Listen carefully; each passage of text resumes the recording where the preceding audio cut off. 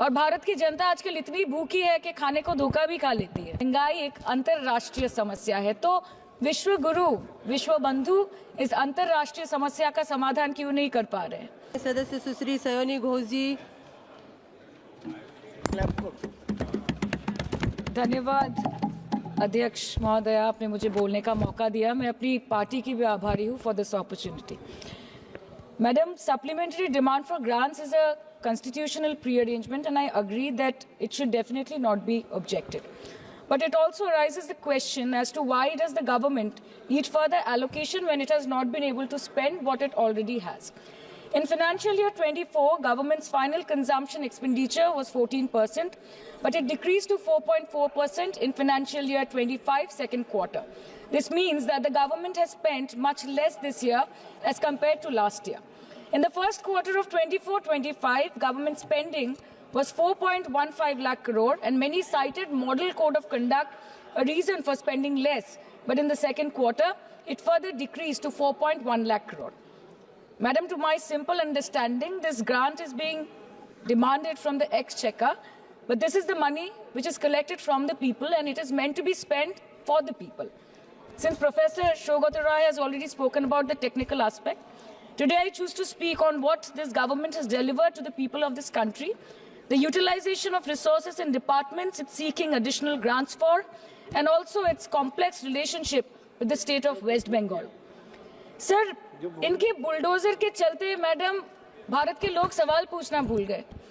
Madam, Bharat में एक middle class जो एक साल पहले एक वेजिटेरियन थाली 100 रुपए में खाता था, आज वही वेजिटेरियन थाली 152 रुपए की हो गई। टमाटर की कीमत 247% बढ़ गई, आलू की कीमत 180%, लहसुन 128% और तेल, नमक, आटा, मैदा 18%। पहले आम आदमी पॉकेट में पैसा लेके बाजार जाता था और थैली भरकर सामान लाता था, लेकिन अमृतकाल में आदमी थैली भरकर पैसा लेके जाता है और पॉकेट में आलू, टमाटर, प्याज लेके घर वापस आता है। सर, माननीय वित्त मंत्री ने पहले कहा था कि बहुत हो गई महंगाई की मार, अब की बार मोदी सरकार, और आज उनके विचार में inflation is an international problem, महंगाई एक अंतर्राष्ट्रीय समस्या है, तो विश्व गुरु, विश्व बंधु इस अंतर्राष्ट्रीय समस्या का समाधान क्यों नहीं कर पा रहे हैं?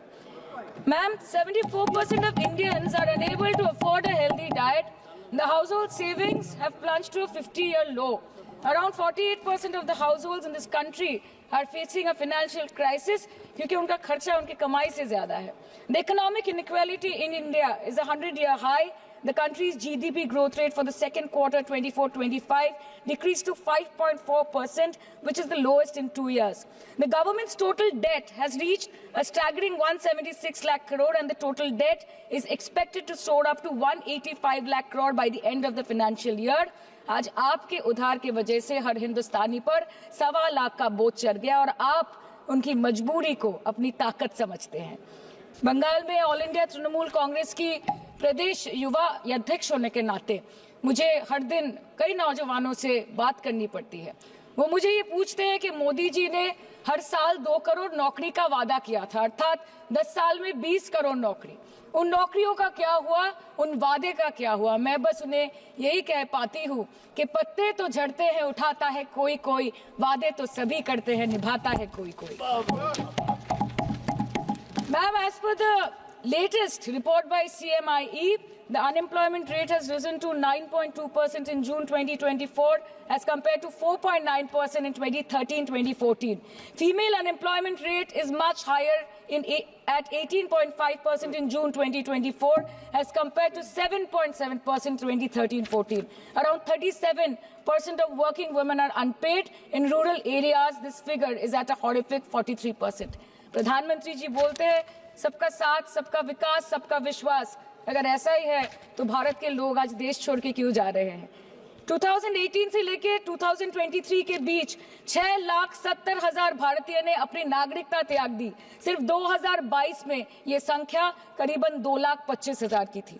In 2022 alone, 7,500 high net worth individuals with a net worth of more than 8.3 crore or more left India. नवंबर 2022 से सितंबर 2023 सिर्फ 10 महीने में 96,917 Indians were arrested attempting to cross the United States illegally. Modi ji कहते हैं कि वो सबके साथ है, मगर ये आंकड़े बोलते हैं जो सबका होता है वो किसी का नहीं होता। और बंगाल के साथ तो कुछ अलग ही रिश्ता है इनका। The relationship is that of quid pro को, ठुकरा के मेरा प्यार मेरा इंतकाम देखेगी। मतलब वोट है तो नोट है और वोट नहीं तो नोट नहीं। As per the available reports, as on 19 July, rupees 1.23 lakh crore is already due from the government of West Bengal against flagship programs like Manrega, PM Awas Yojana, Gram Sadak Yojana, National Health Mission, Central Food Subsidy. Further, 40,806 crore is projected dues against these schemes, bringing the total amount to a staggering 1.71 lakh crore. Madam, health care की schemes में सिर्फ fund हमको दिया नहीं जाता क्योंकि colour coding match नहीं करता है। सो आप सबका साथ सबका विकास जो बोलते हैं, is it hinging on colour coding? आपको रंग पसंद नहीं तो आप बंगाल के लोगों को पैसा नहीं दोगे और फिर आप आके बोलते हो कि हम बंगाल में जीत क्यों नहीं पाते। Ma'am, this is the reason, this stepmotherly attitude, जिसके लिए बंगाल के लोग हर बार इनको बड़े बड़े रसगुल्ला खिलाकर वापस दिल्ली भेज देते हैं। Even after making several attempts to crush our aspirations and our economy, Bengal government stands tall and true towards the commitment towards its people. Bengal में सिर्फ दीदी है तो मुमकिन है। The West Bengal government started transferring money to the bank accounts of 21 lakh people who worked for 100-day scheme without receiving any payments from the central government for Manrega. Even before Ayushman Bharat, in Bengal, Shastra Shati, a cashless scheme was launched, providing treatment cost up to 5 lakh for per person belonging to any strata of the society. आज कलकत्ता के किसी आलिशान private hospital में जहाँ पे एक अमीर आदमी की चिकित्सा होती है, वही बगल वाले बेड में एक गरीब मजदूर, एक गरीब किसान की भी ट्रीटमेंट होती है। यही है ममता बनर्जी का विकास। और आपके अमृत काल में the cost of medical treatment has been doubled in the last 5 years। आप फार्मास्यूटिकल्स के सर आरजी कर पे बात ना बोले, आपकी सीबीआई पे अभी तक कुछ बोल नहीं पाए। हम लोगों ने जो, हमारी पुलिस ने जो बोला था, they are still sticking to that. So उसके बारे में मत बात करें, ठीक है? आप उत्तर प्रदेश के बारे में बात करें ना sir. Sir, medical inflation is at 14%। Regularly लिए जाने वाले दवाइयों की कीमत 50% बढ़ गई। आप सिविल एविएशन के लिए ग्रांट्स मांग रहे हैं। एक डोमेस्टिक फ्लाइट, उसकी राउंड ट्रिप की टिकट 20 से 30 हजार में बिक रही है। आम आदमी आज हवाई चप्पल पहन के हवाई जहाज नहीं चल रहा, आम आदमी हवाई चप्पल बेच के हवाई जहाज चल रहा है। You are demanding funds for education but conveniently ignoring the fact that 11 lakh children have dropped out of school according to your own data. आज भारत में सिर्फ 47.51% स्कूलों के पास कंप्यूटर की फैसिलिटीज है और उसमें 33% के पास internet connection. In law and justice, you are not being able to provide legal aid to more than 1% of the eligible population. In public enterprises, 5.1 lakh public sector jobs have disappeared in the last 10 years. Railway में करीबन 2.5 lakh post बाकी हैं और उसमें से vacancy है in critical safety categories.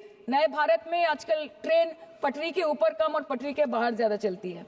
मुझे दुख लगता है इस सदन में ये कहते हुए मैडम कि मैंने अपने लोकसभा क्षेत्र जादवपुर लोकसभा क्षेत्र के लिए एक बारुईपुर कोबी सुभाष मेट्रो एक्सटेंशन की मांग की थी। मुझे डिपार्टमेंट से ये चिट्ठी मिली जिसमें उन्होंने लिखा है that this project is not economically viable and this project is unremunerative। तो आपको अगर सब जगह से पैसा चाहिए तो मुझे ये बात समझ में नहीं आती कि लोग खुद के लिए आपको वोट देते हैं कि आपके फायदे के लिए वोट देते हैं।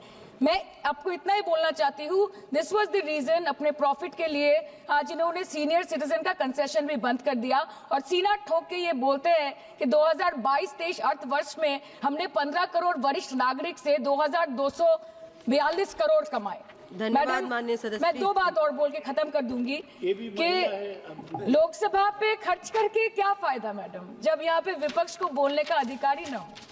लोकसभा के लिए भी तो ग्रांट मांगा है ना मैम। और अभी सर बोल रहे थे कि बेटी बचाओ बेटी पढ़ाओ, तो 10 साल पहले मोदी जी ने लॉन्च किया था, लेकिन उसके 80% पैसे सिर्फ पब्लिसिटी और मार्केटिंग और एडवर्टाइजमेंट में खर्च कर दिए। आपके उत्तर प्रदेश, मध्य प्रदेश, राजस्थान में ना बेटी को पढ़ा पा रहे और ना बेटी को बचा पा रहे। बंगाल आए और देखिए कि ममता बनर्जी ने विधानसभा में अपराजिता एक्ट में बिल पास किया है, कन्याश्री किया है।